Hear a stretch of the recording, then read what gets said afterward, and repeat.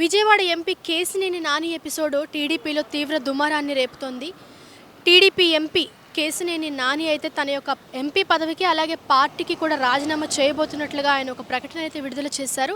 ముఖ్యంగా తిరువూరు సభకు సంబంధించి తనని దూరంగా ఉండమన్నట్లుగా, ఆ పార్టీ యొక్క కార్యకలాపాలకు కూడా దూరంగా ఉండమని చెప్పేసి కొంతమంది కార్యకర్తలే తన వద్దకు వచ్చి చెప్పారు అని చెప్పేసి, అధినేత చంద్రబాబు నాయుడు యొక్క ఆదేశాలను తాను శిరసావహిస్తాను అని చెప్పేసి ఆయన చెప్పడం జరిగింది.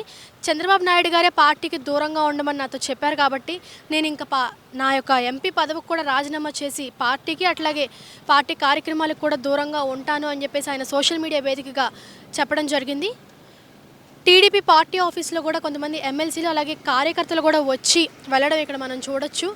ఇప్పుడు ఈ రాజకీయ పరిణామాలు అనేవి ఏ విధంగా మారబోతూ ఉన్నాయి, 2024 సార్వత్రిక ఎన్నికల కోసము టీడీపీ ఎలాంటి వ్యూహాలతో ముందుకు వెళ్తుంది, ఇంకా ఎవరైనా అభ్యర్థుల్ని మార్చేటువంటి ప్రయత్నంలో ఉందా, ఎలాగైతే వైసీపీ వాళ్ళు ఇన్ఛార్జీల యొక్క మార్పుల్ని నియోజకవర్గాల్లో చేస్తూ ఉన్నారో అట్లనే టీడీపీ కూడా అభ్యర్థుల్ని అట్లనే ఉన్నటువంటి ఆ కార్యకర్తల్ని మార్చుకుంటూ ముందుకు వెళ్ళబోతుందా అని చెప్పేసి వేచి చూడాలి.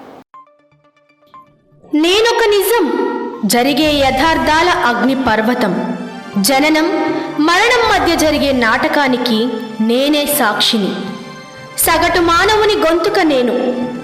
మీ అందరి కోసం ప్రతి గడియ పనిచేస్తూ గళం వినిపించే G9 న్యూస్.